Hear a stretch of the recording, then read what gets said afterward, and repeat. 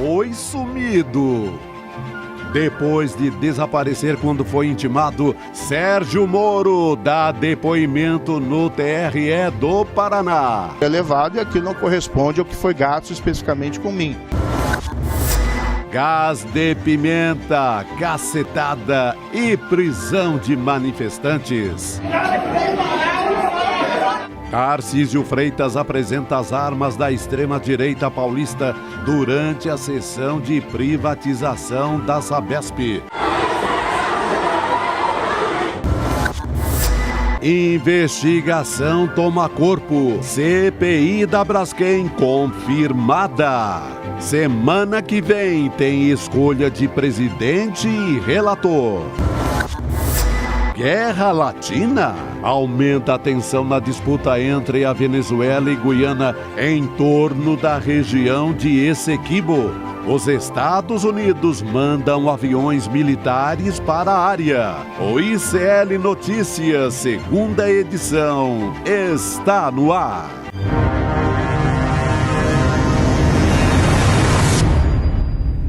Olá, boa noite, seja muito bem-vindo, seja muito bem-vinda. ICL Notícias, segunda edição, está no ar. Muito boa noite para você que nos assiste dos canais do Instituto Conhecimento Liberta, Eduardo Moreira no YouTube, e também para você que nos acompanha agora da TV Com Brasil, canal Com Brasil, que é uma rede de televisão por assinatura, né? Disponível em algumas televisões aqui por assinatura brasileiras. Chico Sá, meu querido, que prazer ter você aqui comigo nessa quinta-feira. Prazer todo meu, Gabi. Boa noite para você, boa noite para toda a comunidade no país inteiro. Vi aqui, tem gente do Nordeste, não falta, né? Sempre. Aquela multidão, mas tem todas as regiões. São Paulo, muito presente, Rio de Janeiro, boa noite. Muito bom. Começando pelas nossas famílias nordestinas, né? Que estão aqui, né? Fazendo plantão aqui com a gente. Pela base. É isso aí, Chico. Muito bom ter você aqui comigo. A gente tem muita notícia pela frente por aqui.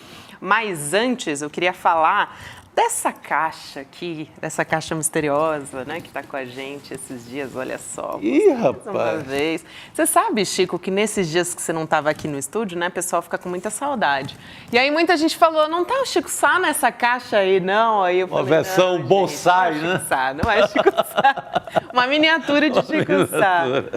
Mas fica aí, para quem, né, não assistiu o canal hoje, fica aí o palpite do que vocês acham que é. Tem muita gente falando, são as joias de Bolsonaro. Não é uma caixa 2, né? Não é caixa 2. Tá. Porque aí tem outro personagem que a gente vai falar muito hoje que está envolvidíssimo com caixa 2. É verdade. Tem um personagem que está envolvido com caixa 2 e eu vou dar uma dica aqui, né? Que é quack. Mas não vou falar mais nada. Bom. Então tá, então depois a gente conta, tá? Até o final do programa a gente conta pra você o que tem de surpresa pra nossa comunidade do ICL. Eu posso adiantar que com certeza é coisa boa. Chico, vamos começar aqui as notícias, né? No nosso início de programa. A gente vai falar a respeito de muitas coisas, mas eu queria começar perguntando o que você achou dessa escolha da Ana Hickman para gerenciar essa dívida milionária, né, que ela descobriu que estourou na mão dela depois da separação, né? Que equipe, hein, que ela contratou. Meu Deus do céu. Eu não entregava meu dinheiro para esse povo, não, mas contratados, né? Vamos ver. Cada um é cada um. Gente, eu vou contextualizar para vocês essa história. Para quem não se lembra ou para quem não acompanhou, a Ana Hickman foi vítima de violência doméstica. Ela registrou um boletim de ocorrência no dia 11 de novembro, por causa disso, contra o Alexandre Correia, marido dela. E foi aí que ela descobriu que tinha uma dívida milionária de 14,6 milhões de reais. Olha só, além de toda a dificuldade de passar por uma situação de violência, né, que é a realidade de tantas mulheres brasileiras, ela ainda descobriu essa questão. A apresentadora Ana Hickman contratou figuras do mercado de investimentos para ajudar a Ana Hickman a sair dessa situação, a sair do pesadelo financeiro, né? Essa é a realidade que levou à ruína também do casamento dela, também as situações de violência que ela passou ao longo desse casamento, que foi bastante longo, de 25 anos, com Alexandre Correia. São eles, olha só quem são os contratados. O ex-ministro da Economia, Paulo Guedes, o empresário Roberto Justus e Daniela Marques, ex-presidente da Caixa Econômica Federal durante a gestão do governo Bolsonaro. Eles estão por trás do time que vai trabalhar na reestruturação financeira das empresas da Ana Hickman. Que loucura, Que bomba, hein? Todo o apoio à Ana em relação à violência que ela sofreu, Sem né? dúvida. Esse talvez seja o maior problema nacional, né? Essa violência pesada que não para. Mas essa equipe parece uma junta bolsonarista, né? Aí tem o Ministério, tem a Daniela, que estava à frente da Caixa Econômica Federal, naquela derrama de dinheiro para tentar eleger Bolsonaro, né? o Bolsonaro. Não deu muito certo. Se eu estou pensando em imagem na vida, eu não ia buscar esse povo, não. Aí parece meio um reality, né? Porque tem o Justus, né? Parece que você vai entrar meio no aprendiz também. Parece que sua bronca financeira vai ser exposta para o país inteiro, né? Então eu ia optar por personagens mais discretos e mais competentes, porque se eles fizerem o que a economia de Bolsonaro fez com a economia popular, com a economia com o bolso do povo, meu Deus do céu. Nossa, sem dúvida, Chico. Sem contar, né, que a realidade de muitas mulheres, é importante a gente sempre dizer isso, porque esse controle patrimonial, financeiro com as mulheres que estão numa situação de violência acaba deixando elas presas a esse abusador, né, a essa pessoa por mais tempo, normalmente o companheiro por mais tempo, porque não consegue ter uma alternativa para sair. E, claro, muita gente questiona, mas Ana Hickman, né, uma mulher tão poderosa, passar por isso? Sim, todas as mulheres passam por isso, independentemente da classe social, né, raça, enfim. É uma situação que, infelizmente, a gente vive ainda muito forte aqui no Brasil. Muito pesada, né? Que era uma violência rotineira permanente, que incluiu essa mutreta com a fortuna que ela juntou ao longo desse tempo. Exatamente. Bom, vamos entrar aqui no nosso primeiro assunto, gente. Eu dei a dica, o Chico Sá também deu a dica no início do programa, né?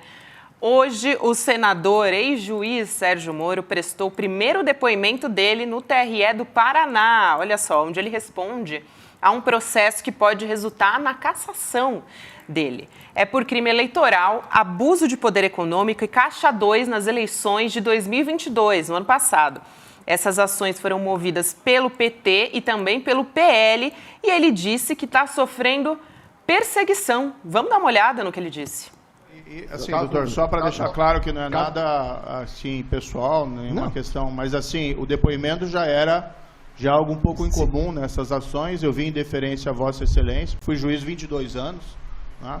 Mas eu entendo particularmente que essas duas ações são movidas com base numa perseguição política, que é feita pelo PT, por conta do meu trabalho que eu fiz no passado, e do outro lado juntou alguns oportunistas do PL que perderam as eleições. Não falo aqui de perseguição política, evidentemente, por parte da Justiça Eleitoral. Falo por parte das partes. Olha, vamos chamar a Heloísa Vilela aqui para a nossa mesa redonda. Elô, boa noite. Uma coisa é certa, né, de perseguição política, Sérgio Moro entende. Pegadinha, hein, Gabi? Boa noite, Chico. Pois é, foi uma audiência que demorou 45 minutos e, segundo o advogado do PT com quem eu conversei, o Sérgio Moro, quanto mais ele fala, mais ele se atrapalha, porque uma das acusações que pesa contra ele é por ele assinar contratos que a gente chama de irregulares, né? No processo é chamado assim, contrato irregular. Que contrato é esse? Um contrato de R$1 milhão que ele assinou para o suplente dele, que é um advogado. E aí hoje, quando ele começou a depor, ele abriu o jogo, falou abertamente que, na verdade, esse contrato era para pagar um outro advogado. Era para pagar o Guedes advogado do Moro, não é o ex-ministro.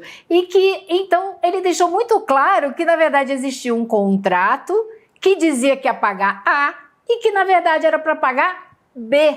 E aí o juiz, o desembargador perguntou, mas para que essa confusão, né?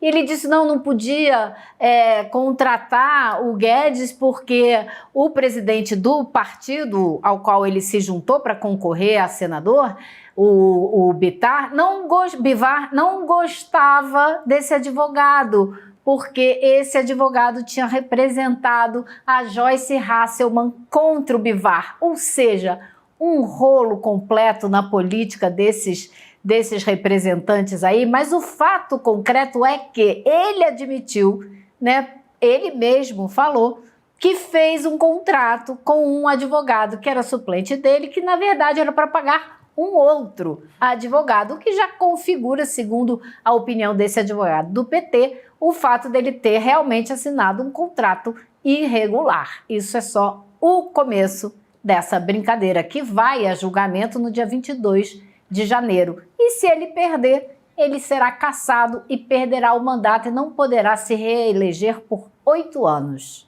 Caramba, Chico, você conhece também bem esse histórico, né, do processo todo envolvendo o Sérgio Moro. Sim, e é muito dinheiro, né, Elô, que até esse contrato aí, isso aí foi uma confissão, né, Elô? Ele confessa um crime já de cara. Dificilmente vai sair desse enrosco. A lei fala que você pode gastar como candidato ao Senado 4,4 milhões no máximo. Sérgio Moro gastou 6 milhões, é o homem de 6 milhões de reais numa campanha para o Senado. Isso é uma campanha para presidente, praticamente. Sabe? Então, e tem essa questão do advogado, mas tem muita despesa sem nota fiscal, com nota superfaturada, sei lá, meia hora de gravação no estúdio, aí tem lá uma nota absurda. É uma patifaria. Tudo que ele cobrava com aquele moralismo exacerbado de eleito homem do ano pela Rede Globo, que ele cobrava ao Lula com aquela arrogância, o senhor não sei o quê, pá. Ele cometeu toda e qualquer sorte, toda bagacerice, todo atropelo às leis, tudo que uma gestão de um caixa de campanha pode fazer de errado, este senhor fez. Então, ironia da história, Sérgio Moro praticamente cassado a essa altura. Tem um outro vídeo aqui do Moro falando das acusações contra ele, da contratação de serviços jurídicos. Vamos assistir e depois a gente traz o contexto todo dessa fala. Estados, especialmente antes da minha vinda ao Paraná. Foram serviços jurídicos, na parte que se refere a mim, direcionados ali a uma pré-candidatura no estado de São Paulo. E aquilo não me trouxe nenhuma vantagem competitiva, pelo contrário, em relação à candidatura no Paraná. Além do que, veja, serviços jurídicos não se traduzem em votos. Isso não impacta a competitividade das eleições no Paraná que ocorreram posteriormente. Então, aquilo não me trouxe nenhum voto, pelo contrário. Era só um serviço jurídico ao partido, a pareceres e a peças jurídicas prestadas ao partido, a outros candidatos, e aí, entre esses candidatos estava eu, mas isso não me trouxe nenhuma vantagem competitiva. Isso não me trouxe nenhuma vantagem, ele disse, né, Elô? Não, e é essa discussão, né? Vantagem trouxe porque na medida em que ele foi financiado para uma possível candidatura a presidente, ele foi se tornando conhecido no país inteiro. Então foi um financiamento que já alavancou o nome dele. E depois ele somou mais dinheiro concorrendo efetivamente ao Senado. Então, uma das acusações é essa, é você somar isso tudo, porque no fim das contas tudo isso entrou na conta e ajudou ele a se eleger para o Senado pelo Paraná. Foi uma lambança sem fim, né? Ele tenta ser candidato em São Paulo, forjando uma residência em São Paulo, nunca tinha tido endereço nenhum formal, tinha apenas ficado em hotel, dá o endereço do hotel. Ele sabia da popularidade dele em São Paulo, né? Também. Exatamente, aliás, em qualquer lugar do Brasil, né? Com a campanha publicitária que ele teve de todas as emissoras de TV e do jornalismo do Brasil inteiro a favor dele, ele seria um candidato forte em qualquer unidade da federação. Mas ele tenta ser candidato aqui em São Paulo, o Tribunal Regional Eleitoral veta, ele corre de volta para o Paraná, ele muda do Podemos para o União Brasil de última hora, ele desagrada, inclusive por conta da gastança exagerada, o PL de Bolsonaro e a esquerda, que o contestava já desde o começo da Lava Jato. Então, ele une todo mundo contra ele. Sabe? Ele não consegue harmonia, nem tem substância política para conviver e para existir como senador ou como juiz, como qualquer coisa, em lugar nenhum. É inacreditável. É muita incompetência. Como ministro. Como ministro, um desastre. Sim. Ainda sai acusando o Bolsonaro. O Bolsonaro deu a ele de presente. Venha cá, meu filho. Você vai ganhar por conta dos serviços prestados, por conta de ter levado o Lula para a cadeia, e facilitado a minha vida para o Planalto, você vai ganhar um ministério. E ainda pode ganhar depois uma vaga no Supremo. Então ele ganha tudo isso, a primeira coisa que ele faz é desagradar ao compadre Bolsonaro. Então, uma loucura. Foi até... Né? Não, é incrível, ele conseguiu a coisa mais difícil do planeta, que é juntar PL e PT. Exatamente, Lu. Realmente. É inacreditável como ele consegue reunir as pessoas em torno da desaprovação no entorno dele. Além de desagradar a língua portuguesa cotidianamente. Vamos mostrar. Vamos mostrar. A gente tem um vídeo sobre isso. Vamos assistir. Eles gastaram comigo, mas os contratos abrangem prestação de serviço também a outros indivíduos. Tanto que o valor é elevado e aquilo não corresponde ao que foi gasto especificamente com mim. Com gastos declarados pelo partido. Só que eles abrangem outros indivíduos que não só mim. Meu Deus, eu vou até chamar o Nassif depois dessa. Isso que é mim, né? Isso sim que é mim. Pois é.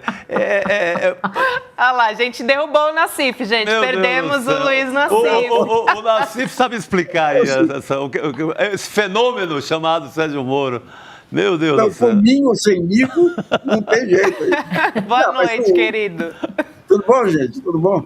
Boa noite. Eu vou te falar, é a suprema humilhação que um sujeito desse nível tenha destruído o Brasil. Mas se você pegar ele, o primeiro ato dele Primeiro, gosta de dinheiro.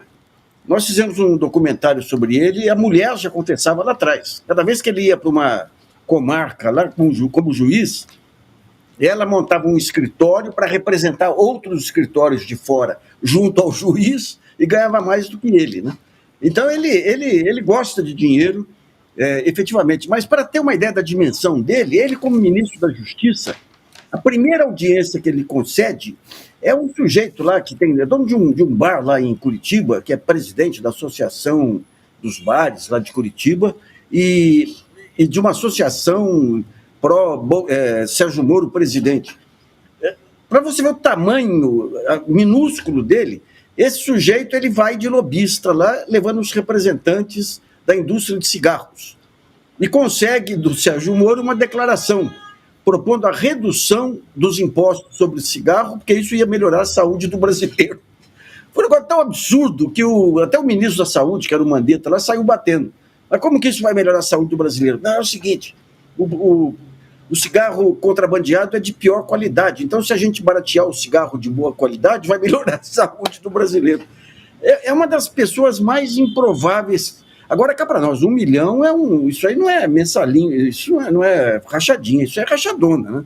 1 milhão, ele fala, mas não, isso aí não me gerou nenhum voto. Não gerou nenhum voto. A questão, nós não estamos vendo mais falando de voto, né? Onde que entrou, para onde que foram esses 1 milhão de reais de honorários? Que é isso? Exatamente. 1 milhão. É muita coisa, né? Exatamente. Nassif, muito bom a gente trazer essa ponderação também, né, Chico? Elô, é muito importante. Vamos mudar um pouco de assunto, porque, olha, a gente está aqui em São Paulo, na iminência, né, de uma situação muito grave. A Assembleia Legislativa de São Paulo aprovou a privatização da Sabesp, depois de toda a agressão, né, que a gente acompanhou ontem, trouxe em detalhes aqui no SL Notícias, segunda edição. Os deputados de oposição, eles se negaram a participar da votação. E aí, com o plenário totalmente esvaziado, a desestatização da Companhia de Água e Saneamento foi aprovada por 62 votos, 14 a mais do que era necessário. Agora, de efeito imediato, vou perguntar aqui para o Nassif. A água vai ficar mais cara, Nassif, é isso? Não tem como. Não tem como. Toda essa lógica, hoje a gente deu até uma matéria que a BBC levantou. Eu já tinha dado tempos atrás, todas as grandes cidades da Europa, dos Estados Unidos, que reestatizaram a questão do saneamento, porque a lógica da empresa privada é a lógica do mercado. Eles criam uma chamada corporate. O que é corporate? É uma empresa sem um controle definido. É um grupo de acionistas que assumem o controle da empresa e conseguem, às vezes, que nem na Eletrobras lá, com 1% do capital, assumir o controle da empresa. E esse pessoal, eles querem o máximo de dividendos possível. E máximo de dividendos significa reduzir a manutenção, reduzir investimentos em ampliação, reduzir a qualidade dos serviços e a universalização, tudo isso para poder garantir os dividendos, o lucro trimestral ou semestral, porque o CEO que vai comandar, ele tem participação nesse lucro. Então já está comprovado. E como são empresas monopolistas, oligopolistas, porque é a única da região, ele não precisa competir com ninguém. Então ele vai sacando em cima. Nós já tivemos o caso Light, tivemos aqui o caso Eletropaulo, quando foi adquirido pela AES, o caso Enel. Isso é um crime contra a cidade. Agora, o que espanta aí é a desinformação generalizada. Você cata os jornais, a privatização, que ótimo. Pega o Gessner, que foi presidente da Sabesp, que é um lobista. O Gessner foi o sujeito que era do CAD, lá do Conselho Administrativo de Direito Econômico, que facilitou a compra da Antártica pela Brahma na época, dizendo, não, porque agora vai ser mais fácil a universalização. Alguém deu uma sugestão, esses deputados e governadores e tudo, eles deviam entrar com a garantia do seu patrimônio e daqui 10 anos você ia dar um balanço. Se por acaso a tarifa ficou maior, e os serviços ficaram piores, eles tinham que indenizar o Estado com o seu patrimônio. Mas é uma jogada terrível. Ninguém está falando em ser partidário de estatização. Você tem que saber onde cabe a empresa privada, onde cabe a empresa pública, onde cabe o Estado. E aqui não, você criou essa loucura que toda empresa privatizada é mais eficiente. E qual que é a mensuração da eficiência da empresa? O lucro. Tá, mas para onde que vai o lucro? Pega a Petrobras no ano passado. Eles distribuíram mais do que o lucro contábil para os acionistas. Então, o futuro... É uma maluquice isso. Vamos pegar a Klabin. A Klabin é uma empresa familiar, bem administrada e tudo. Esse ano ela resolveu ampliar os investimentos, porque estava havendo um aumento da demanda internacional, ou seja, uma decisão que é boa para a empresa, é boa para o futuro da empresa, daí cai o valor da ação. Por quê? Porque o acionista, o mercado, ele quer o retorno imediato na forma de dividendos. Então, foi terrível, viu? Terrível, e mostra uma Assembleia que está... Depois a gente tem que ver o que esses deputados ganharam, porque não foi apoio dos eleitores, não. É terrível. Grande parte dos eleitores. É terrível, né, Elô? Porque compromete o bem-estar das pessoas, compromete a segurança hídrica da cidade, a segurança dos trabalhadores também. É uma tragédia. Não tem ponto de vista que a gente possa olhar para isso e dizer, olha que coisa boa, né? Não tem. E no momento em que o mundo inteiro está de olho no futuro da falta d'água no planeta. Sim. Então você entrega a água para o cara explorar bastante, faturar bastante e estragar os serviços. Agora, ainda por cima fizeram isso tudo sem a transmissão da TV da Alesp, desligaram o sinal da TV, né, expulsaram todo mundo que estava lá dentro protestando e ainda prenderam 4 ativistas que estavam lá protestando e eles, depois de levar um monte de porrada da polícia, foram acusados de agressão. Eles foram acusados de agressão. Então eles passaram 4 pessoas, passaram a noite toda presos. Hoje teve audiência de custódia. A juíza liberou para responder em liberdade apenas 2 e os outros 2 permaneceram presos. Os que saíram tiveram que pagar uma fiança, cada um igual a um salário mínimo. Então, essa juíza que deu essa decisão, para vocês terem uma ideia, é aquela mesma juíza que prendeu uma mulher porque pegou um chocolate no supermercado.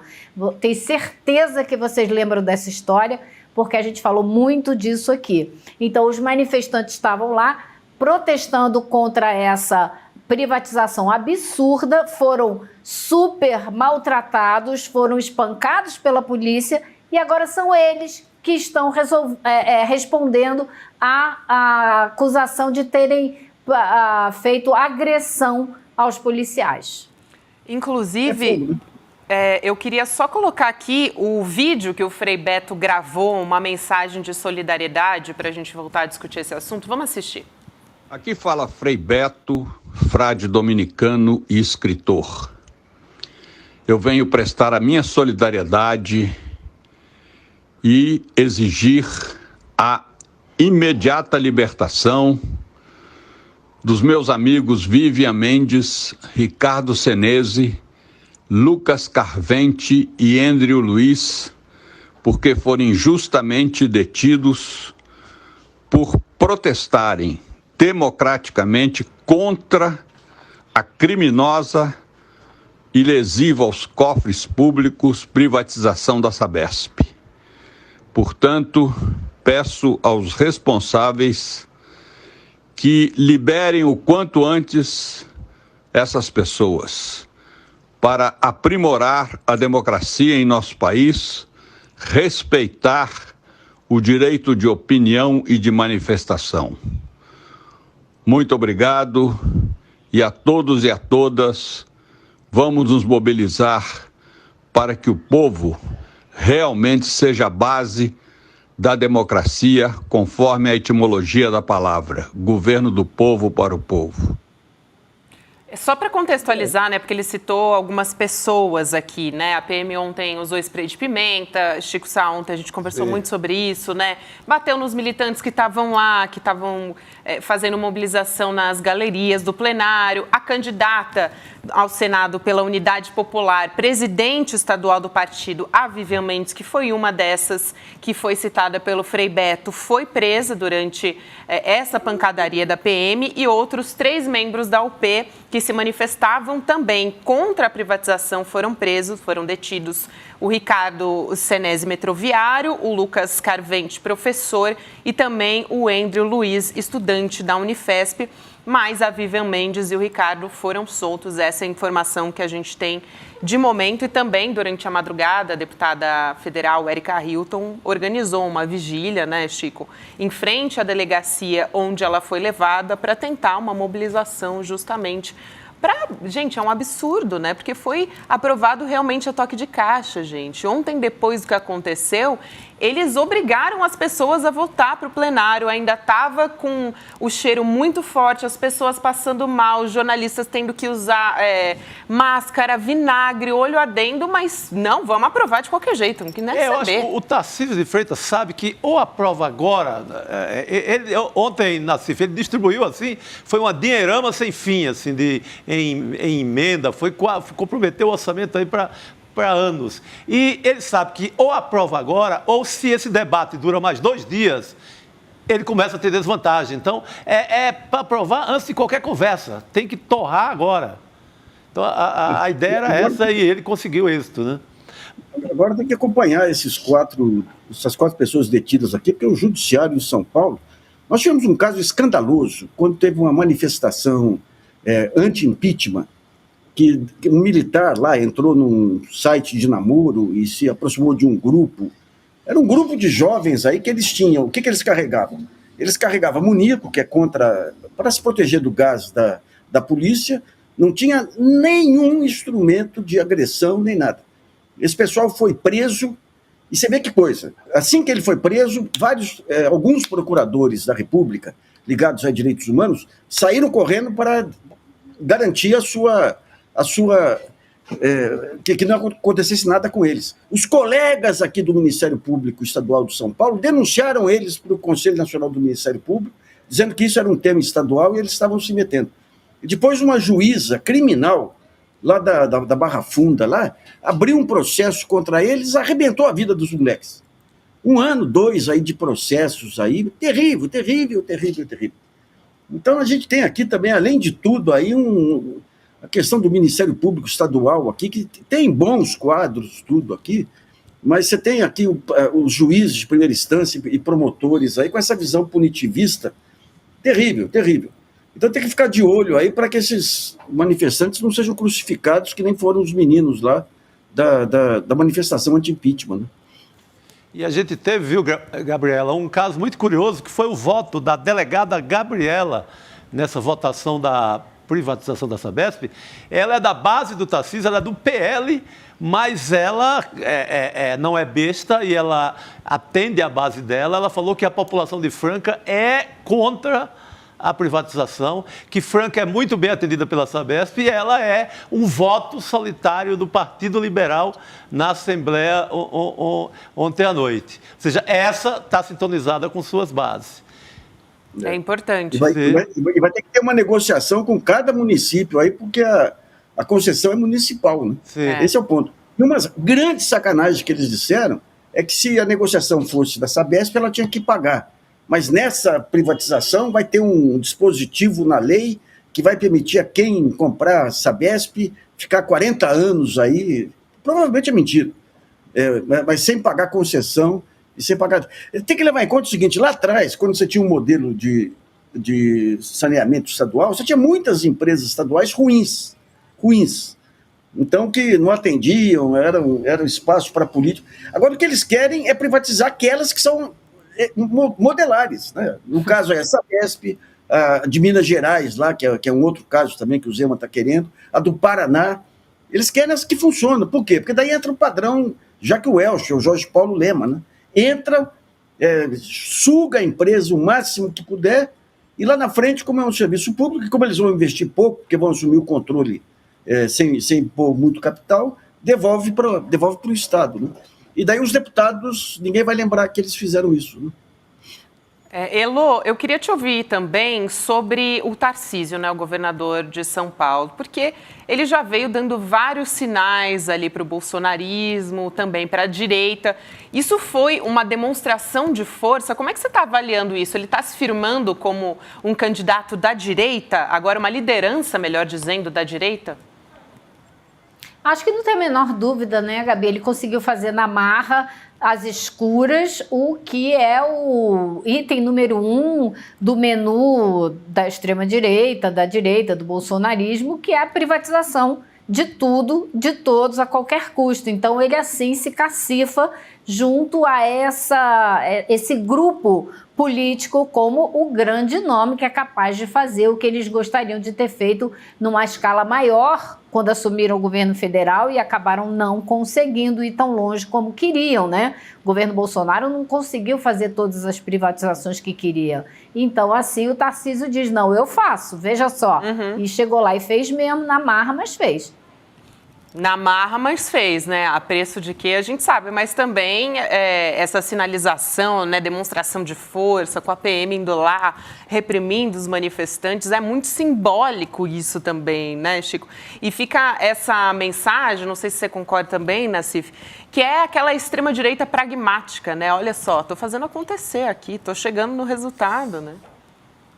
Olha, tem um livretinho do Freud que eu fui ler aí, que é Psicologia de Massa, que é impressionante. Você vê que o Steve Bannon, esse povo aí da ultradireita, tirou tudo de lá. Ele fala nisso, você junta o povo, daí um reforça a posição do outro, isso dá uma sensação de poder que extrapola muitas vezes para teorias conspiratórias, e chega um certo momento, e o líder é aquele que demonstra mais violência, que era o Bolsonaro, com a espingardinha dele para lá e para cá, né? Quando o líder mostra fraqueza e cai, o grupo se mantém. Ele se mantém e daí procura se reorganizar em torno de alguém mais civilizado, digamos assim, né? Agora, o Tarcísio é um blefe completo, né? O Tarcísio se pegar o histórico dele no setor público aí, ele foi colocado, a Dilma, você tinha lá o DENIT, que era um foco de corrupção muito grande, e a Dilma, na santa ingenuidade dela, achou que colocando militares lá ia resolver a questão do DENIT. E daí vai um general lá e vai o Tarcísio, que pega obras paradas e entrega para empresas do Instituto Militar de Engenharia ou ligadas aos militares a preços muito maiores do que eram pagos às empreiteiras, né? Então, é um sujeito que ficou como ministro dos transportes e asfaltou 10 quilômetros de estrada. E como é que consegue criar uma imagem de eficiente? Não é eficiente. O pessoal que convive com ele aqui em São Paulo fica assustado com o amadorismo dele em todos os pontos, né? Mas o bolsonarismo é isso, velho. É isso. Agora vocês falaram da Ana Hickman com o Paulo Guedes, para nós, sem preconceito ideológico. Eu estou falando do Paulo Guedes, gestor. É um baita furo, viu, dela. Ele é um baita blefe como gestor também, viu? Ela não devia se contaminar pelo... Às vezes podia ele ser bolsonarista e ser um bom gestor, mas não. Vai ser então duro. acertamos, viu, Nassif? Não tinha te ouvido ainda, mas fui nessa linha. Ô, Chico, eu também... Bom. Não, o que eu sempre ouvi quando o Paulo Guedes foi escolhido para ministro pelo Bolsonaro foi exatamente isso, que não é um problema ideológico, é incapacidade como economista que assustava os colegas ele ter sido escolhido. Pois é, e foi alçado a Poço Ipiranga. Que levava negócios para ele lá, ele tinha um grupo de 5 pessoas. Ou seja, 5 pessoas, uma equipe de 5 pessoas, todos com o mesmo objetivo de conseguir negócio e tudo. Ele não conseguia comandar, não conseguia coordenar 5 pessoas. Você imagina... Vai ser puxado. Vai ser puxado para... E a gente nem sabia, né? Gente, faz tanto tempo que eu não ouço nem falar do Paulo Guedes também, né? Por onde ele anda, Nassif, você sabe? Ele voltou para o mercado aí, ele abriu muita oportunidade para o mercado aí, né? Muita. Desde os ativos públicos aí, precatórios, abriu muita coisa para o BTG, né, que é a grande influência nacional hoje, é o André Esteves do BTG. Né? Então ele deve ter negócio para todo lado. Ele tinha as offshore dele lá. Uma das fotos mais escandalosas de todo o período do Bolsonaro é ele no gabinete dele com o terminal da Bloomberg, mas não é um terminal de informações, não, é um terminal que permitia fazer operações no mercado, né? Então, esse é o Paulo Guedes aí, já boquirroto desde os anos 90, conheço ele desde os anos 90 lá, e um blefe nessa questão de gestor de mercado e tudo aí. Mas ela acreditou nele, acreditou na mídia, então... Tomara que ela não sofra outra violência, uma violência financeira em relação à fortuna, né, que ela amealhou ao longo da carreira. Já basta ter se livrado aí, né, aparentemente de um embuste, ainda por cima passar por isso depois é duro, hein? Agora, cá para nós, essa herança machista aí, como que até mulheres resolvidas que nem ela aí, como é uma armadilha fácil de cair, hein? Eu tenho um monte de filhas aí, todo dia aí eu chego, todo dia não, mas sempre que eu posso, chego para elas, aponto alguns casos de abusos na família, falo, pelo amor de Deus, reajam. E daí, quando elas têm conflito com os namorados, eu fico do lado dos namorados, porque minha mãe me ensinou a ficar do lado do mais fraco. Do mais fraco. Pois é. Meu Deus, Nassif. Gente, para a gente fechar esse assunto, eu acho que vale a pena te ouvir também discursar sobre essa história, porque a gente está falando aqui de uma demonstração de força, né? A gente falou, voltando a esse assunto do Tarcísio, da Sabesp e privatização, mas tem um ponto que o Nassif levantou, que a gente explorou um pouco aqui, que é essa questão da aplicação, né? Porque ele vai depender da aprovação dos municípios. E aí, será que ele vai conseguir de fato? Porque os servidores estão prometendo também fazer uma resistência a isso, né? Na justiça, com vereadores. Será que vai rolar mesmo? Essa votação, né, de toda a base dele, fora essa delegada Graciela, indica que deve ter alguma sintonia com os prefeitos, que vai facilitar tudo para o Tarcísio. Mas eu acho que ele vai enfrentar alguma resistência na peleja jurídica, porque ele não podia aprovar essa privatização por meio de um projeto de lei. Teria que ser uma PEC estadual que modificaria a Constituição do Estado. Ele não poderia... Isso foi...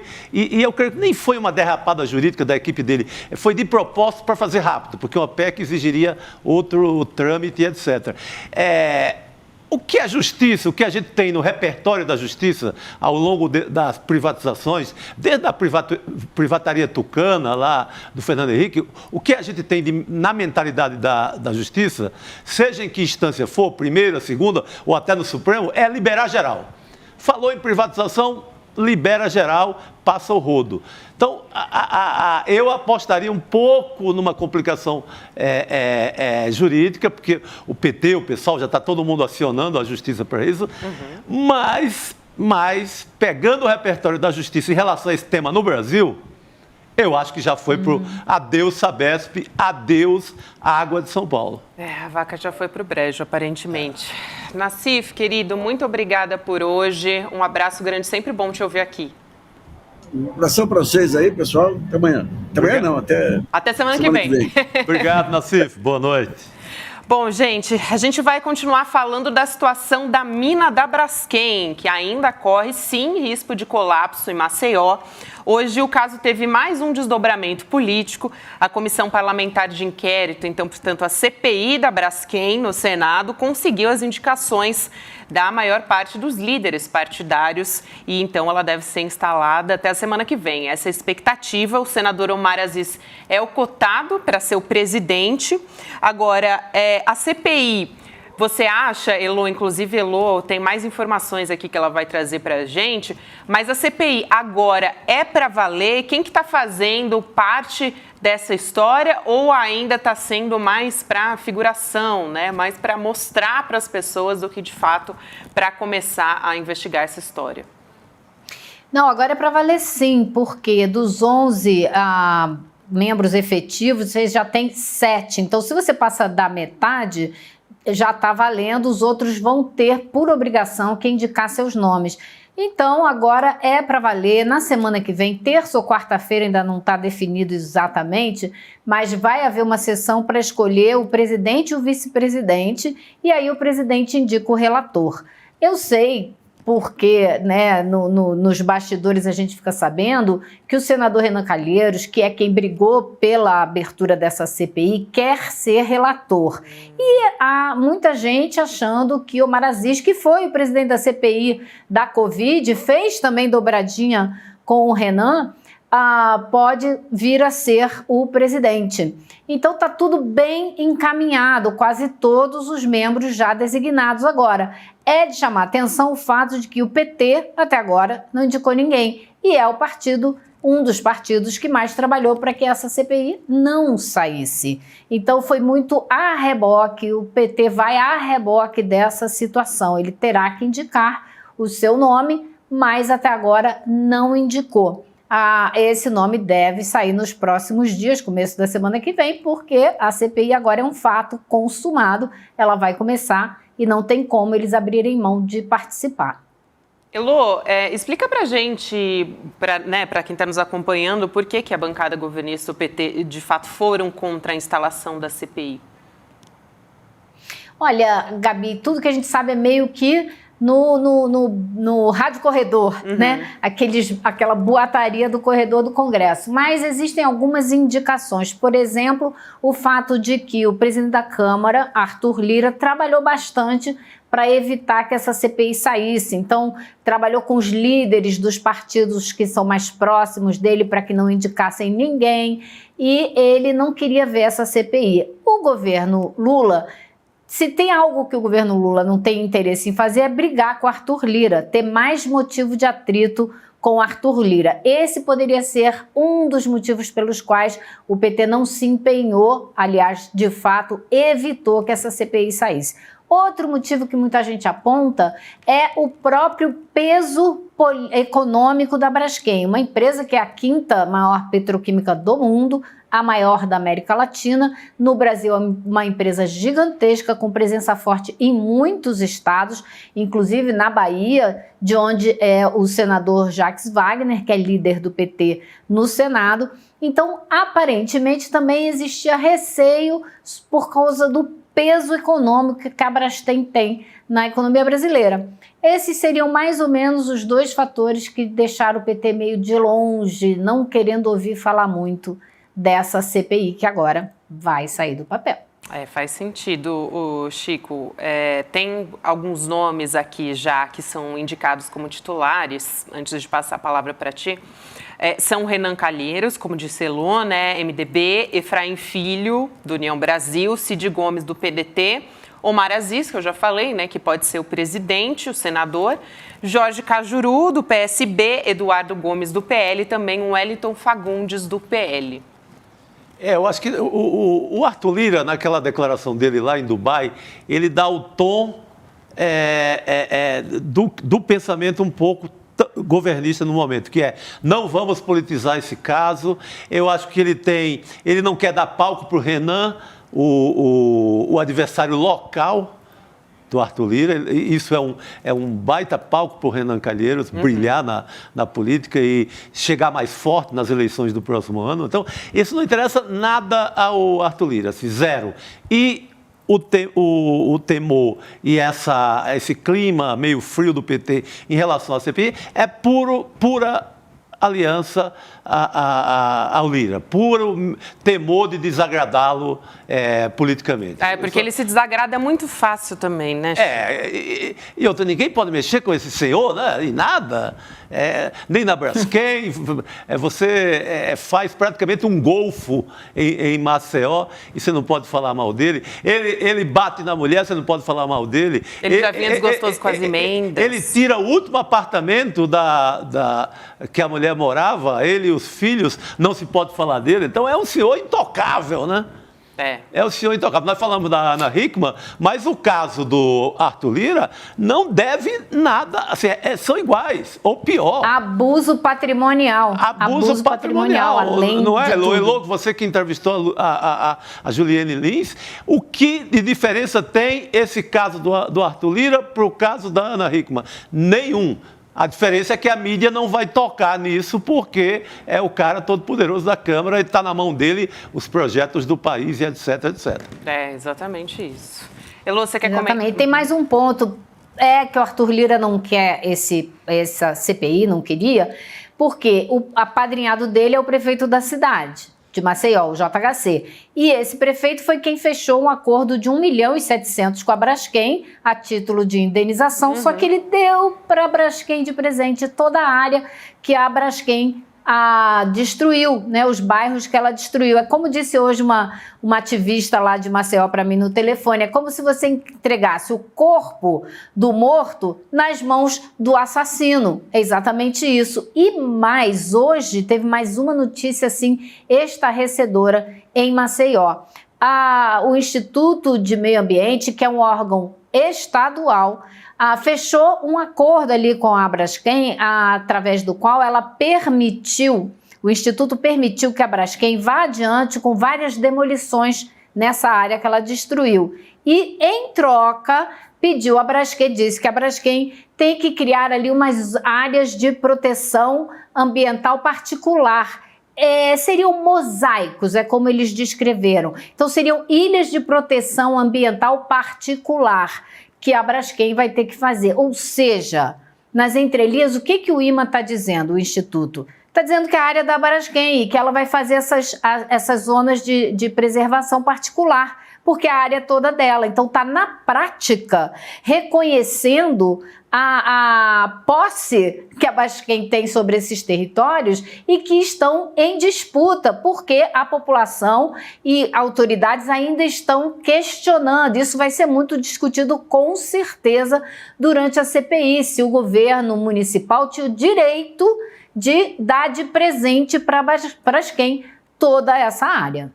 Nossa, isso é surreal. Informação, mais uma, né, Chico? Mais Meu uma informação Deus. estarrecedora a respeito disso. Olha, eu já vejo ali um condomínio gigante, inclusive esses mosaicos ali para enganar um pouco, e eles vão ser premiados, vão ganhar um prêmio por ter afundado o Maceió.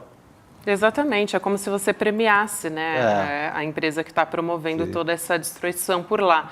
Tem uma outra questão que é a laguna, né, que o termo técnico, né, a gente conhece como a Lagoa Mundaú, mas é a laguna porque tem uma conexão com o oceano.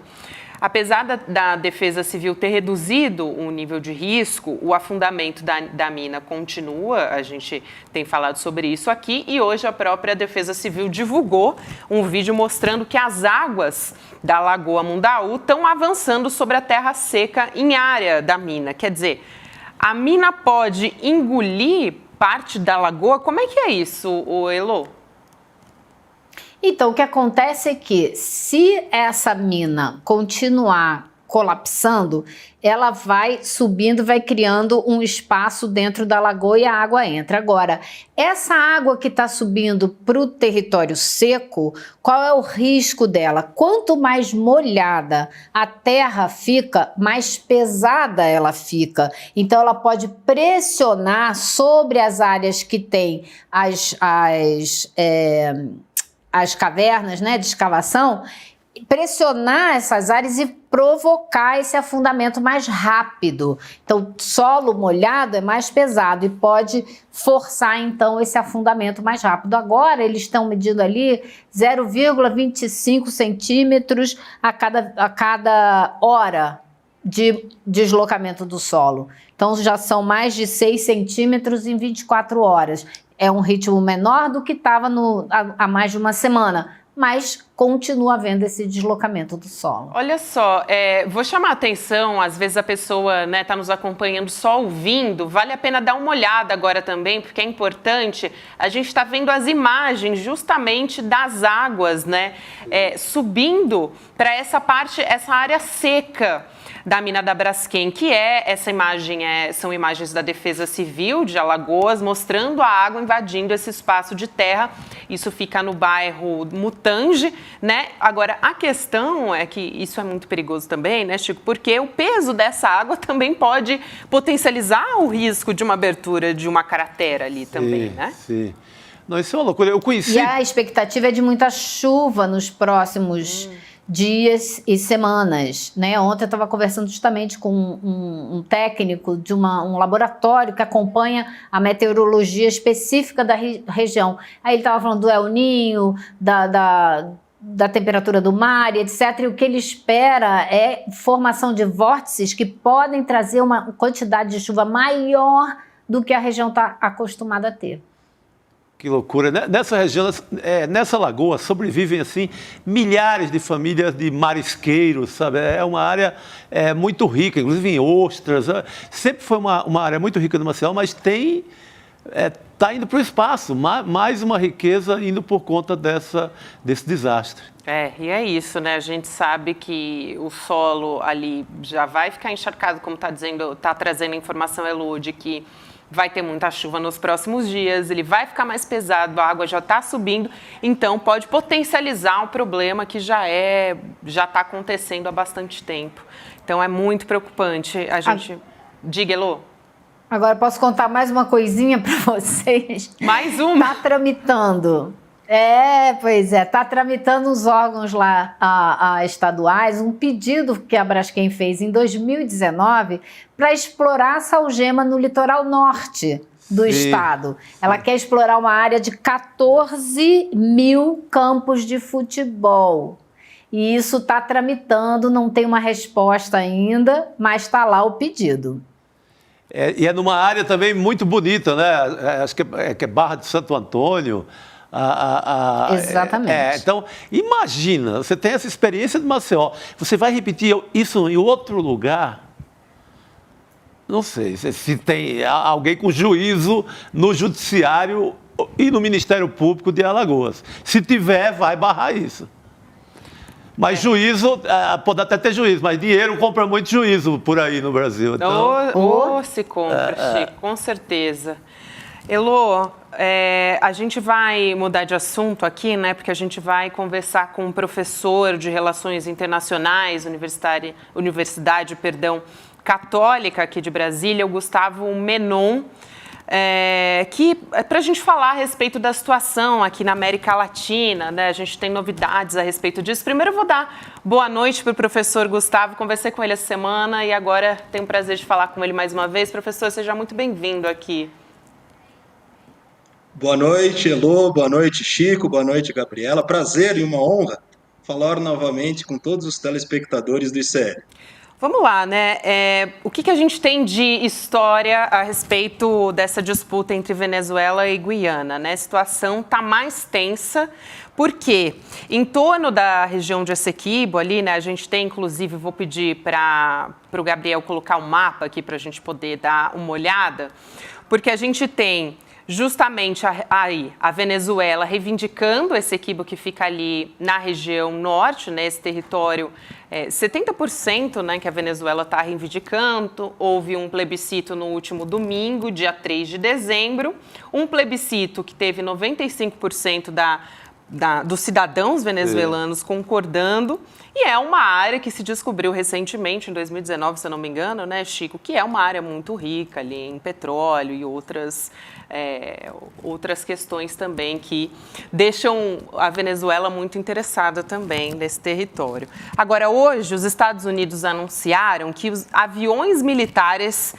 estadunidenses, né, fizeram exercícios ali nessa área. O anúncio saiu na página da Embaixada dos Estados Unidos na Guiana, e a gente tem, inclusive, essa imagem aqui, eu vou ler um trechinho para a gente começar a conversar a respeito disso. Em colaboração com a Força de Defesa da Guiana, o Comando Sul dos Estados Unidos conduzirá operações aéreas dentro da Guiana no dia 7 de dezembro. Este exercício baseia-se no envolvimento e nas operações de rotina para melhorar a parceria de segurança entre os Estados Unidos e a Guiana para fortalecer a cooperação regional. Agora, não me parece que é uma coincidência, né, professor? Quero te ouvir a respeito disso, porque a gente até comentou a respeito disso da última vez que eu conversei com o senhor, sobre os Estados Unidos entrarem de fato nessa briga, né? E mostrarem ali que eles têm o poder de controlar os rumos que essa tensão vai tomar. Exatamente, Gabriela. Sem dúvidas, há essa concepção, esse entendimento por parte da política externa estadunidense, no sentido de entender a América Latina e, sobretudo, a América do Sul, como uma região de sua notória influência. Esse cenário de agudização das tensões nas relações bilaterais entre Venezuela e Guiana acabaram se acentuando nas últimas horas em função desses posicionamentos de atores extra-regionais. Como se sabe, o governo venezuelano já anunciou uma série de medidas no sentido de avançar com esse sentimento em busca da retomada desse território. No entanto, o governo da Guiana não reconhece exatamente o último referendo realizado no último domingo, no sentido, então, de mentalizar não só essa área como uma área de suma importância para a exploração dos recursos naturais. Você bem destacou, a título de referência, a exploração de petróleo e gás, mas nós estamos falando de uma região, Gabriela, de notória diversidade também biológica, uma região sensível do ponto de vista desses recursos, que é fonte de ouro, urânio. Então, há, no plano geopolítico, a acentuação das contradições que se reflete em um cenário no plano internacional caracterizado pela disputa no Oriente Médio, pela guerra na Euroásia e também em um momento marcado na América do Sul pela desintegração econômica e a fragmentação política. Como que isso se manifestou, por exemplo, na atual cúpula do Mercosul, e essa atuação de forças extra-regionais se deve em função também de uma certa desestruturação por parte dos mecanismos de governança na localidade, na região, na América do Sul. Citei, por exemplo, a presença da Unasul no início do século XXI, e a Unasul poderia ser um fórum substancial, importante, para a equação desses problemas, dessas tensões bilaterais entre Guiana e Venezuela. Elô? Professor, duas coisas. Primeiro, me parece que sobra para o Brasil, né? É o poder aí político que pode mediar alguma coisa. E segundo, eu estava lendo umas matérias hoje que comentavam o seguinte: esse é o tipo de conflito que interessa aos dois lados. Interessa aos Estados Unidos, porque já que Biden está para concorrer à reeleição, ele aparece forte, reafirmando o poderio dos Estados Unidos na região, no seu quintal, e interessa ao Maduro, porque reúne a sociedade venezuelana em torno dele nessa iniciativa que parece um pouco descabida essa altura do campeonato, você fazer um plebiscito no seu país para decidir se você pode tomar um território que, por mais que esteja num contencioso há muitos anos, né, você não vai pedir a sua população o sinal verde, mas então tá bom, vamos lá e vamos tomar. Exatamente, duas eleições presidenciais que vão nortear os caminhos da região, no continente americano. Eleição presidencial nos Estados Unidos e também eleição presidencial na Venezuela. Em uma dimensão política, acredito que Maduro acena exatamente para essas medidas, no sentido de levar adiante, inclusive, a estatal petrolífera venezuelana, a PDVSA, para essa região, no sentido de mobilizar sua base eleitoral, mobilizar o chavismo, que ainda é uma força relevante no país. Estamos falando de um país caracterizado por essa economia pautada em termos dos recursos do petróleo e, sem dúvidas, há um aceno político por parte do atual governo na Venezuela no sentido de angariar esses apoios em função dessa bandeira ser uma bandeira histórica. Nós estamos falando aqui de um pleito que pelo menos é reivindicado desde meados do século XIX, com exatamente o acordo, Tratado de Paris de 1899, onde a Venezuela não reconhece, na celebração desse acordo, exatamente o seu território sendo partilhado a partir das potências colonizadoras naquele momento. Em uma atmosfera da doutrina Monroe, de América para os americanos, a Venezuela se fez representar a partir da atuação de juristas estadunidenses naquele momento. É por isso que o governo de Nicolás Maduro se apega em grande medida na celebração do Acordo de Genebra de 1966. Acordo esse que estabelece uma via transitória para celebrar, para concretizar, ratificar essas fronteiras em uma outra negociação internacional, negociação essa que possa se dar em bases pacíficas, honrosas e justas para ambas as partes. Chico. Professor, qual o peso do Lula, do personagem Lula nessa história?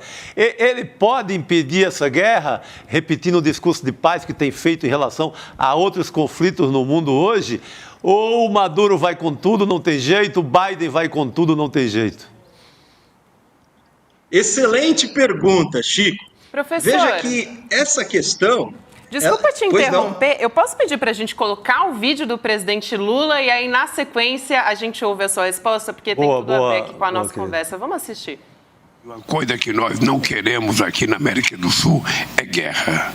Nós não precisamos de guerra, nós não precisamos de conflito.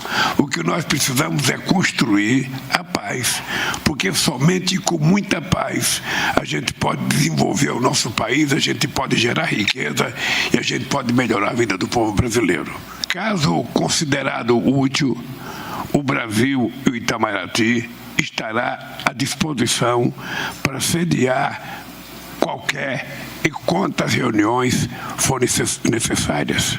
Essa foi uma fala do presidente Lula na abertura da reunião da cúpula dos chefes de estados do Mercosul, sobre justamente a crise entre a Venezuela e a Guiana. Vai lá, professor, desculpa te interromper.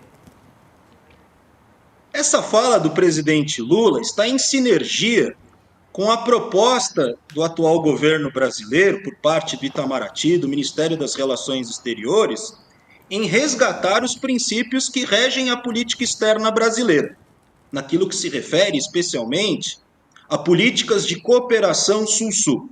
Isso passa pelas medidas exatamente de ampliação do Mercosul, isso passa pela liderança brasileira em função do Brasil ser esse país com dimensões continentais, ser a maior economia da região, e também nesse fomento de colocar o Brasil como uma espécie de liderança do Sul global. Quando o Chico pergunta exatamente se o presidente Lula tem condições para mediar, para, de certa forma, equacionar esse problema que se dá em uma região de fronteira, veja que o presidente Lula se coloca de forma favorável a essa solução pacífica, no sentido de retomar os projetos de integração regional. Citei, por exemplo, no início aqui da nossa conversa, a retomada, a necessidade de rearticulação a respeito da criação, na sua União das Nações Sul-Americanas, porque essa organização tinha no seu cerne, como um dos seus principais órgãos, a constituição de um Conselho de Defesa Sul-Americano. Mas esse quadro de fragmentação política e desintegração econômica regional acabou abrindo margem para a atuação de forças extra-regionais, para a atuação desses atores como China, Estados Unidos, no sentido de acentuar essas contradições que a gente está observando. Há presença, para além da ExxonMobil, de empresas chinesas na região de Essequibo, e vale sublinhar também, Gabi, como que essas atividades extrativistas, elas estão no horizonte da política econômica do governo da Guiana. A Guiana teve um salto qualitativo e quantitativo significativo na composição do seu PIB, um crescimento econômico extraordinário nos últimos anos, e obviamente que a Guiana não vai abrir mão desse território. O presidente Lula tenta encaminhar uma medida, uma iniciativa, no sentido de reorquestrar essas medidas de integração regional e mobilizando todos os atores da América do Sul. Recentemente nós tivemos também a reativação da Organização do Tratado de Cooperação Amazônica, tivemos aqui em Brasília uma reunião que reuniu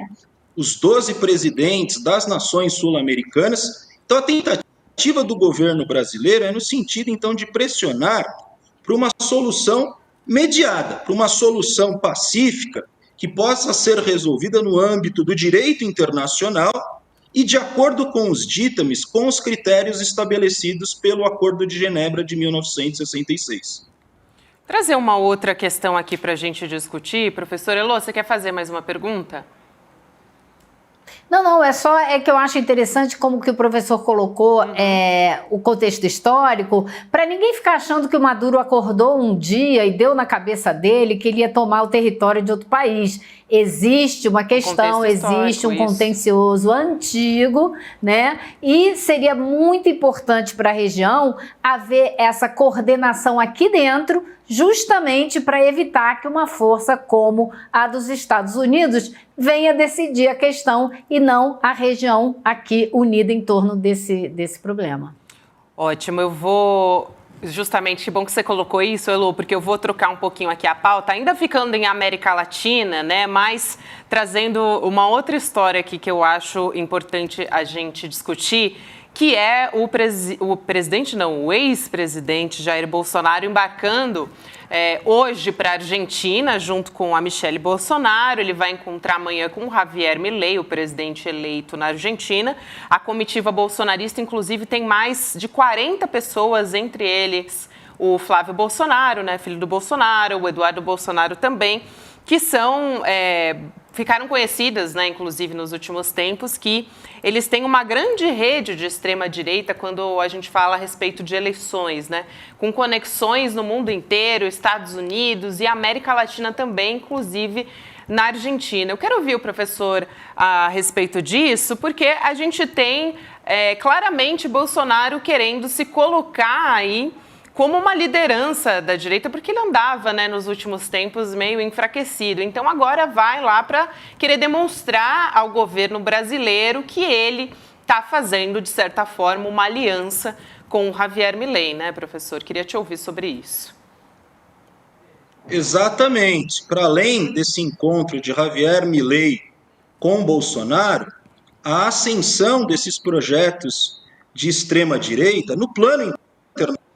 Isso envolve o crescimento do partido Vox na Espanha, as próprias atribuições arbitrárias por parte de Netanyahu em Israel, no leste europeu, a retomada desses projetos de cunho neofascista, pautados em políticas xenófobas, discriminatórias, medidas inclusive racistas. Então, há uma retomada dessa rede, digamos, da extrema-direita, no sentido de promover essa orquestração no plano internacional.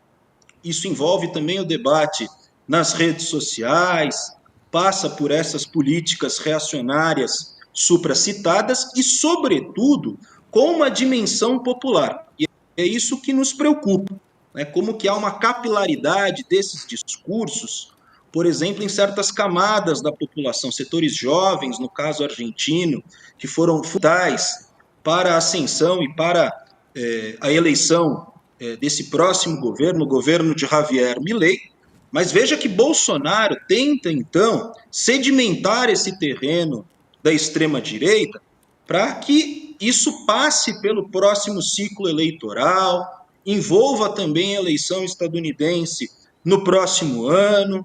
Há uma série de pesquisas que acenam para a força do trumpismo nos Estados Unidos. O bolsonarismo também está firme e forte frente à realidade brasileira. Portanto, essas interlocuções envolvem também aquilo que a gente debatia, Gabi, em relação aos processos de integração regional. O Brasil, por sua vez, nos últimos 4, 5 anos, virou as costas para a América Latina, virou as costas para a América do Sul. E isso permitiu exatamente a ascensão desses grupos reacionários e, mais do que isso, permitiu também essa entrada de atores extra-regionais em debates que eram para ser resolvidos a partir da atuação das nações sul-americanas. É bem provável que Bolsonaro e Milei tentem capitanear essas correntes de extrema-direita, de direita em seus respectivos países, no sentido de criar essas pontes. Como se sabe, o presidente Lula não deve participar da posse no próximo domingo, mas Bolsonaro se fará presente em Buenos Aires e precisamos estar atentos aos próximos passos em relação a essas redes que estão sendo ensejadas por parte da extrema-direita. Pois é, e funcionou, né, Chico? Funcionou, porque na Argentina também tinham bolsonaristas. É impressionante isso, como a extrema-direita se organizou para conseguir eleger figuras da extrema-direita como Javier Milei, como também Donald Trump, e o Brasil, né, a família Bolsonaro principalmente, sempre fazendo essas viagens para demonstrar que está em ligação com essas figuras, com esses marqueteiros, com todo esse pessoal. Exatamente, Gabi. Você tem na figura do deputado por São Paulo, Eduardo Bolsonaro, esse porta-voz, né? Ele meio que faz essa rede da extrema-direita em toda a América Latina. Dá um pouco até uma impressão assim, que eles estão repetindo a velha propaganda da vodka, né? Eu sou você amanhã. Dá muita impressão de que quando o professor falava das camadas mais jovens, parece-me que eles repetiram na Argentina exatamente 2018 no Brasil. Ou de certa forma, a grande votação de Bolsonaro em 2022. Então, é uma rede atualizadíssima, perigosa, porque tem sim dimensão popular. Tem uma aceitação popular muito grande, portanto, muito perigosa, porque é uma plataforma completamente maluca, né? Você pega toda a maluquice na área dos costumes com uma receita. Hoje falamos muito do Paulo Guedes, com uma receita à la Paulo Guedes, que é privatização total, venda de tudo, que é uma mistura de esse populismo nos costumes e uma cartilha de capitalismo selvagem, que é vender tudo, tirar tudo. No caso do Milei, falava até extinguiu na extinção do Banco Central. Polarização. Não vai chegar a tanto, mas é essa receita. Damares e Paulo Guedes agora para a Argentina. Pois é, Lu, quero te ouvir a respeito disso também. Vai lá, professor. Verdade, Chico.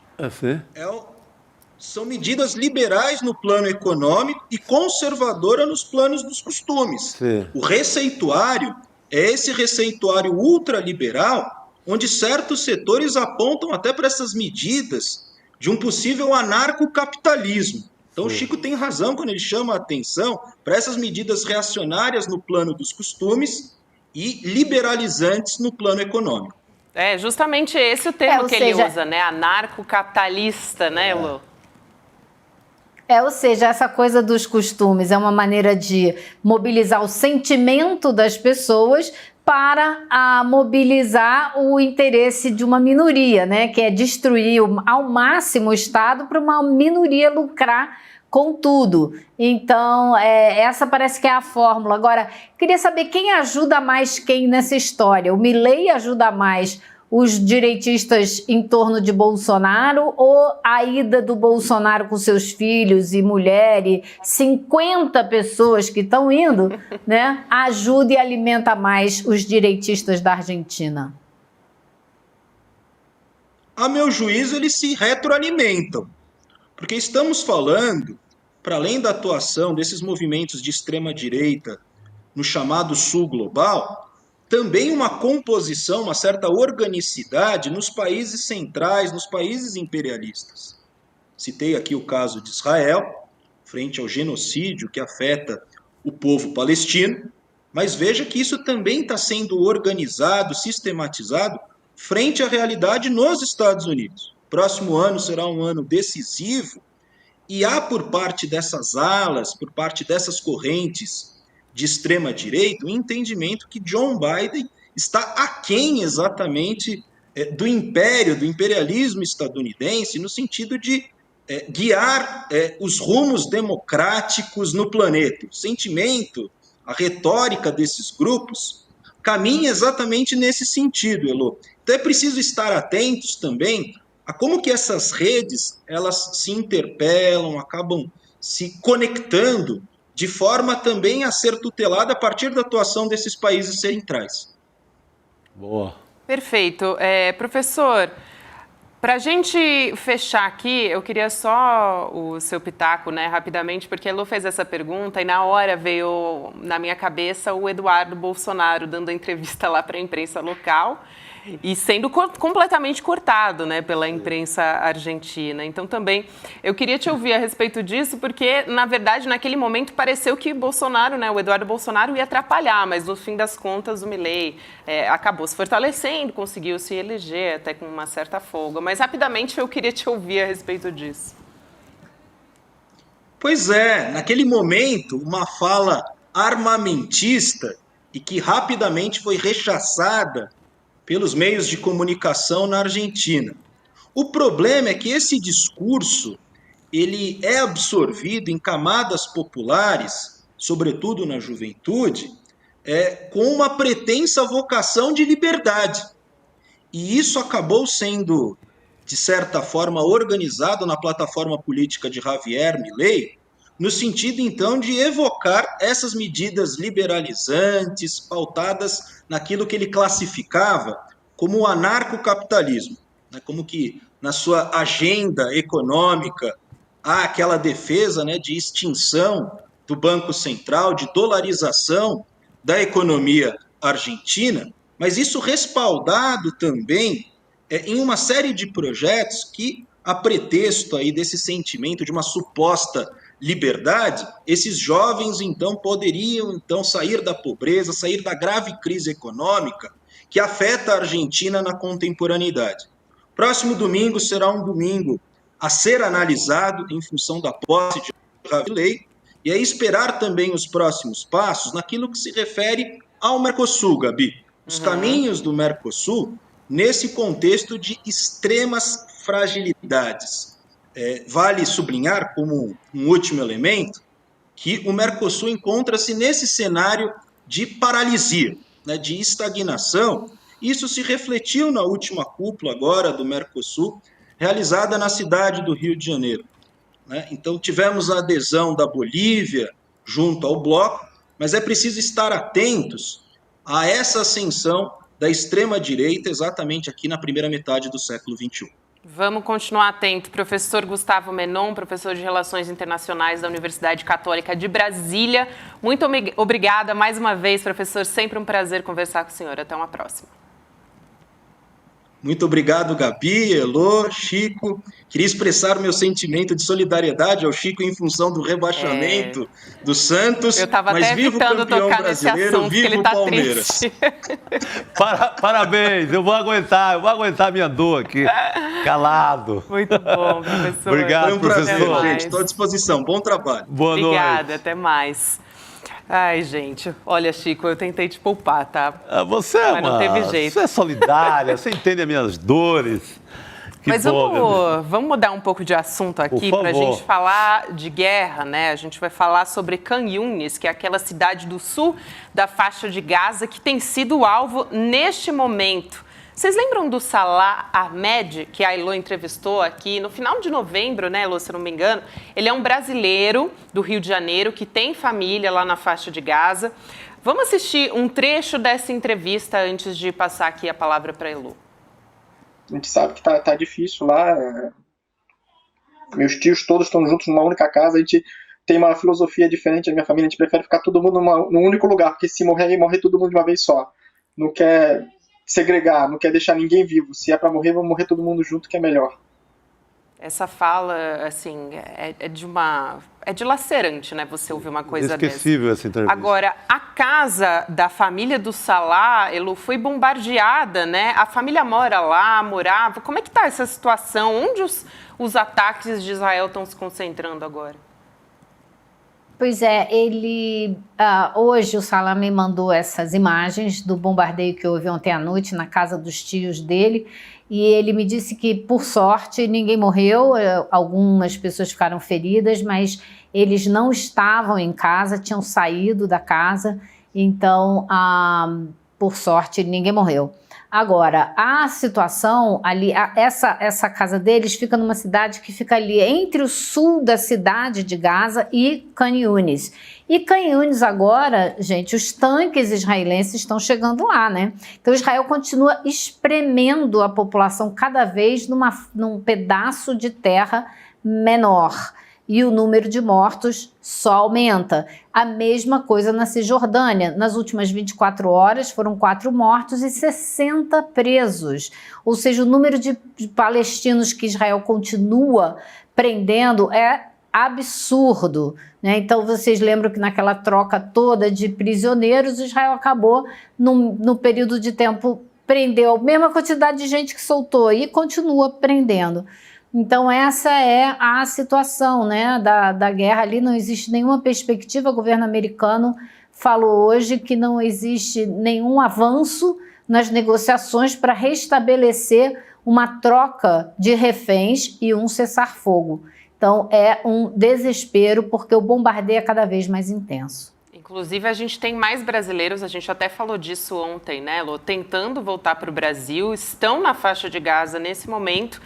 E a gente continua muito preocupado com todos eles, claro, preocupado em relação ao conflito, porque milhares de pessoas estão morrendo e centenas de pessoas diariamente. Agora, Elo, como é que está essa história? Você sabe se o governo Lula tem negociado a respeito disso? O Itamaraty está em contato direto, né, com as autoridades locais para ver quando isso deve acontecer, né? E a gente está vendo uma repetição daquele processo que houve para trazer os outros 32, né? Um avião, a KC-30, já foi para lá, saiu hoje de manhã, do Rio de Janeiro para o Egito, levando 11 toneladas de alimentos, aliás, alimentos que o MST forneceu para serem distribuídos lá na faixa de Gaza, e agora vai ficar lá esperando o ok, o sinal verde, para que esse pessoal possa sair. Então, é aquela mesma história de antes, negociações intensas o tempo todo para tirar esse pessoal de lá o quanto antes, de uma área que já era horrível quando vieram aqueles 32, e agora é uma situação ainda muito mais dramática. Muito mais dramática, né, Chico? A gente ouvir o depoimento, né, do Salah para Elo. Imagina você ter uma família lá, né? A gente fica estarrecido com as imagens, com todas as notícias que a gente vê, e a gente não tem um familiar lá. Imagina a situação. Gabi, eles não foram mortos simplesmente porque tinham saído ali para algum compromisso. Sabe, foi só isso. A gente viveu uma pequena ilusão do cessar-fogo, né? Quer dizer, eu digo ilusão, mas sabíamos que ia ser retomado, mas sempre fica aquela esperança de que, quem sabe, não prorroga-se por um mês, que cada dia do cessar-fogo era economia de vida, digamos assim. E parece que voltou ainda pior também, né, os bombardeios, Elo. Exatamente, ainda mais intenso. E o que eu ouço das pessoas é exatamente isso, Chico. É aquela sensação de que você, agora vai melhorar, e começa tudo de novo.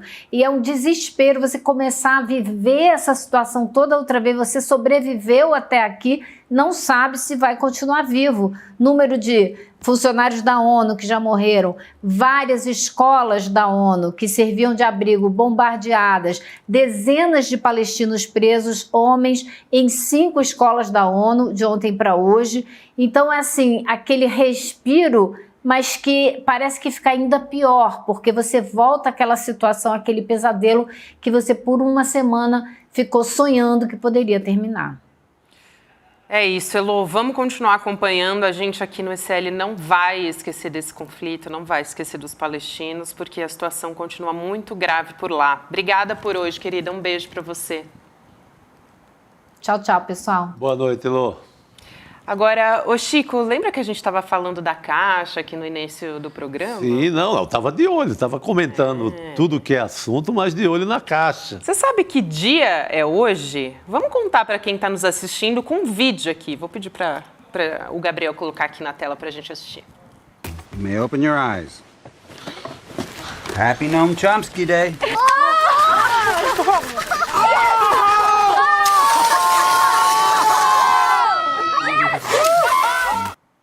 Esse é o filme Capitão Fantástico, inclusive eu assisti essa semana justamente por causa do dia de Noam Chomsky, que aproveitando, né, o Chomsky Day, ou o dia de Noam Chomsky, foi finalmente revelada essa surpresa que estava dentro da caixa essa semana aqui no ECL Notícias. Eu vou aqui fazer, né, finalmente, vamos revelar esse mistério, Chico Sá, que eu estou bastante curiosa também até. Olha só.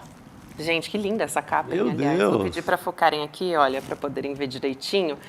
Esse é o primeiro livro do próprio Noam Chomsky, tá? Editado pela novíssima ICL Editora. Que Chico. bacana. Que muito grande bom. notícia, né? E, inclusive, olha só, tem prefácio do Gessé Souza, né? Não tem como... Que maravilha. Que é ele ama Noam Chomsky, né? Eu até entrevistei o Gessé no Em Detalhes. Gênio com gênio, né? Gênio com gênio, ele até disse. Gênio no prefácio. Ele até disse, olha, eu quero ser Noam Chomsky quando crescer, né? O Gessé falando isso, né? Que todo é uma mundo pessoa quer, né?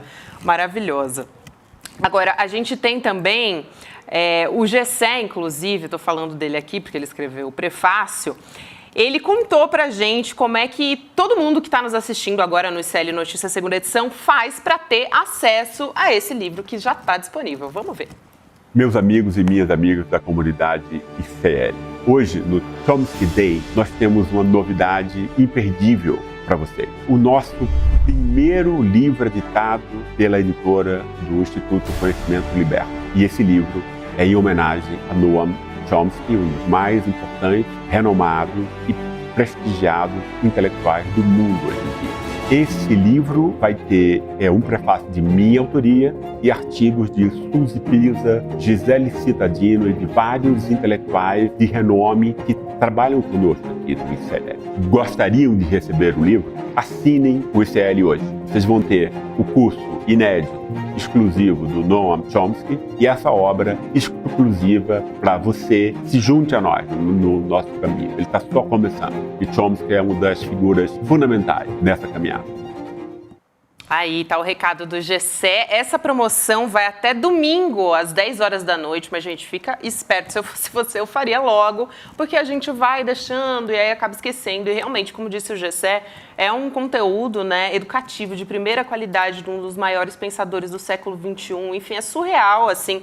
E ainda vem com os presentes, né?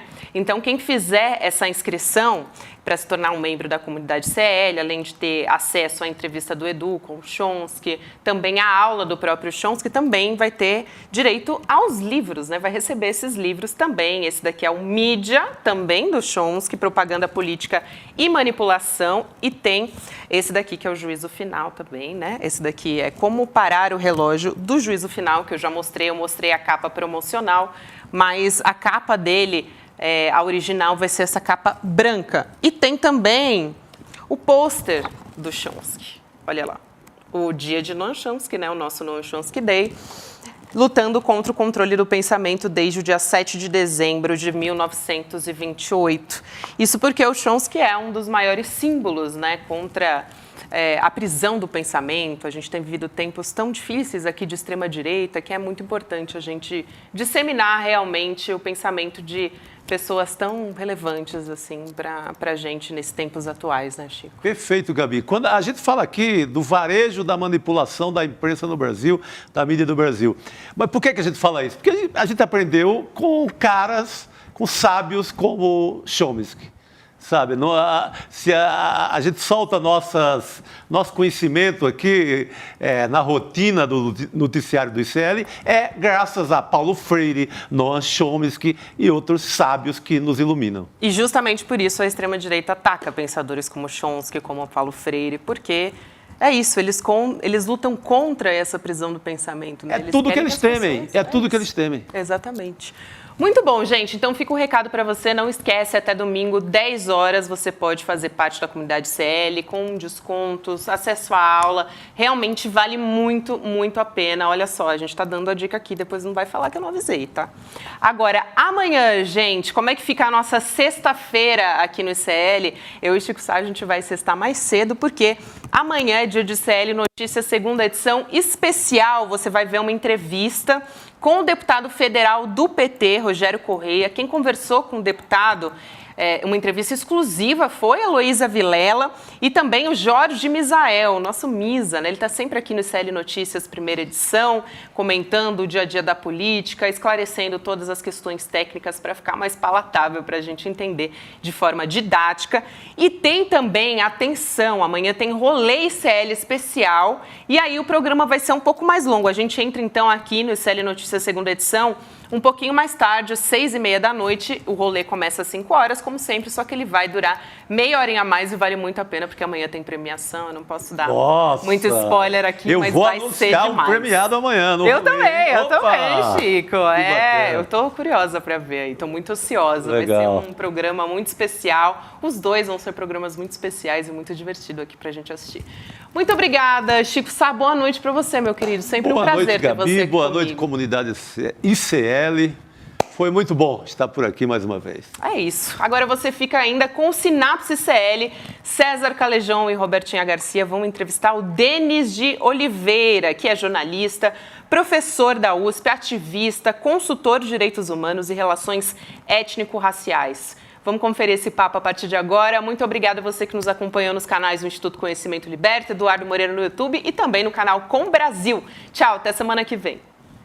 Salve! Dia 17 de dezembro, é domingo, 8 da noite. O Verdadeiro Fantástico vai estar aqui, uma aula super especial com Eduardo Marinho, o filósofo das ruas. Já ouviu falar nele? É um cara que tinha tudo, tinha origem, tinha estudo, tudo para ser um bom vivant da classe média, mas ele preferiu viver nas ruas, como protesto, como indignação contra o sistema. E nas ruas ele muito aprendeu e muito nos ensina. É uma reflexão necessária para os dias de hoje. Dias de consumo exagerado, dias em que todos lutam para ter e não para ser. Por isso, a aula especial de Eduardo Marinho, domingo 17 de dezembro, às 8 da noite, para você se inscrever, clica aqui no vídeo, é de graça e é a única apresentação. Eduardo Marinho, o filósofo das ruas, no ICL.